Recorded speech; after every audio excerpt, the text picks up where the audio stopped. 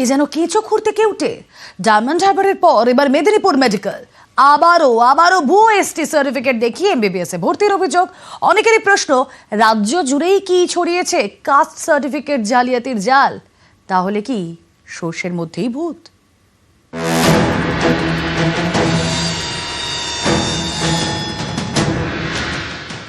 আবারও কারচুপি করে মেডিকেল কলেজে ভর্তির অভিযোগ, আবারও সেই ভুয়ো এসটি সার্টিফিকেট দেখিয়ে ডাক্তারি পড়ার অভিযোগ।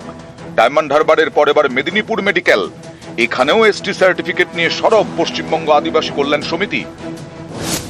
তাদের দাবি, এসটি সার্টিফিকেটে কারচুপি করে মেদিনীপুর মেডিকেলে ভর্তি হয়েছেন সবুজ পাত্র নামে এক যুবক।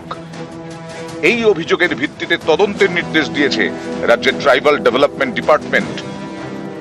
অনগ্রসর শ্রেণী কল্যাণ দপ্তরকে বলেছে বিষয়টি খতিয়ে দেখে ব্যবস্থা নিতে। ভুয়ো এসটি সার্টিফিকেটে ডাক্তারির পড়াশোনা বা অন্য কোনো সুবিধা নেওয়া, সার্টিফিকেট তৈরিতে কারচুপি, এই ধরনের অভিযোগ আগে উঠেছে। বছর দুয়েক আগে এ নিয়ে কড়া নির্দেশ দেয় ট্রাইবাল ডেভেলপমেন্ট ডিপার্টমেন্ট।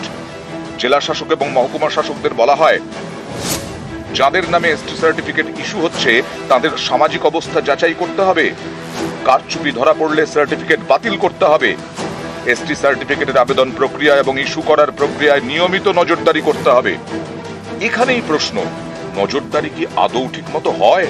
কারণ ট্রাইবাল ডেভেলপমেন্ট ডিপার্টমেন্ট এই নির্দেশ দেয় 2023 ফেব্রুয়ারিতে, আর ডায়মন্ড হারবার মেডিকেলে ভর্তি হওয়া পরমব্রত রায়ের এসটি সার্টিফিকেট ইস্যু হয় 23 অগস্টে। তাহলে কোথায় নজরদারি? নাকি সর্ষের মধ্যেই ভূত? প্রশ্ন অনেকেরই। বিশ্বজিৎ সাহা, নিউজ 18 বাংলা।